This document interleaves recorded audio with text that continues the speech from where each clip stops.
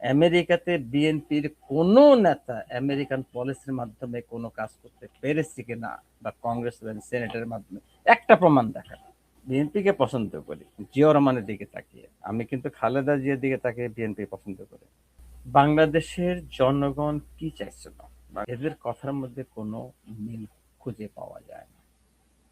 আমার সাথে গত পরশুর জন্য কিছু বড় বড় নেতা ফোন করে বলে, আনিস ভাই বিএনপি বড় বড় নেতা ভাই আপনি কিছু মনে করেন না, আমরা সনদ মেনে চলবো।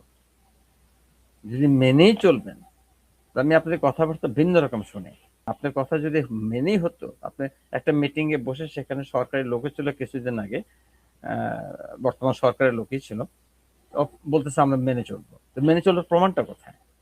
তোমাদের নেতারা তো গ্রামে বন্দরে বিভিন্নখানে বক্তৃতা বেড়াচ্ছে, এখন অনেকগুলি সংসদে বন্ধ করতে চাচ্ছে। এটা কি? এটা তো ভালো লক্ষণ না।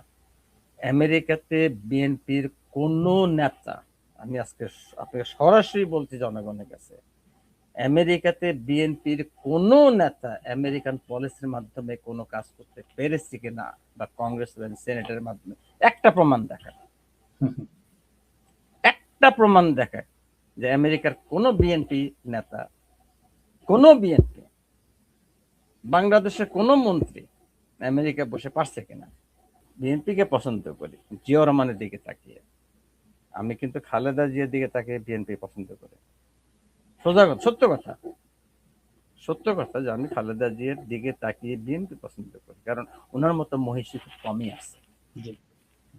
সত্য কথা। তার মানে এই নয় যে আমি সবকিছু ব্ল্যাঙ্ক চেক দেবো। ভুল যদি তারা করে আমার থেকে আবার প্রথমে শুরু হবে। হাসিনা যেমন একটা বিরাট ওয়াল তৈরি করতে পারছে, আপনাদের কিন্তু ওয়াল দুর্ভেদ্য না, কারণ আপনাদের ওয়াল আমরাই তৈরি করে দিচ্ছি, আমাদের মাধ্যমে আপনার ওয়ালটা হয়েছে। অথবা আমরা জানি আপনার ওয়ালটা কতটুকু শক্তিশালী। কেমন? তাই বলছি জনগণের জন্য কাজ করেন, ছাত্ররা মারা গেছে তার জন্য কাজ করেন। জনগণ যখন খুশি হবে, দেখেন অর্থনৈতিক সুখ আর কথা বলার মনোভাব প্রকাশ করার সুখ কিন্তু এক না, এক না, এক না। আপনি রাজার বাড়িতে থেকে আপনি কিন্তু রাজার অনেক কিছু আরামে থাকতে পারেন, কিন্তু আপনার কথা মনোভাব প্রকাশ করার ক্ষমতা নেই। সেটা হচ্ছে আসল।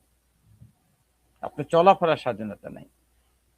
আপনি বাংলাদেশকে সোনায় মনায় দিতে পারেন, জনগণের মনের সুখটাকে আপনি মনে যখন দিতে পারবেন না, তার আপনার কিছু লাভ নেই। অতএব আপনার, আমি আবার বলছি ভাই, জনগণের জন্য কিছু করেন। ওই ABCD কোথায় ফুল স্টপ আছে, কোথায় কমা আছে, এটা আপনার বিষয় নয়। আপনি ক্ষমতা আসছেন ওই রক্তের বিনিময়ে।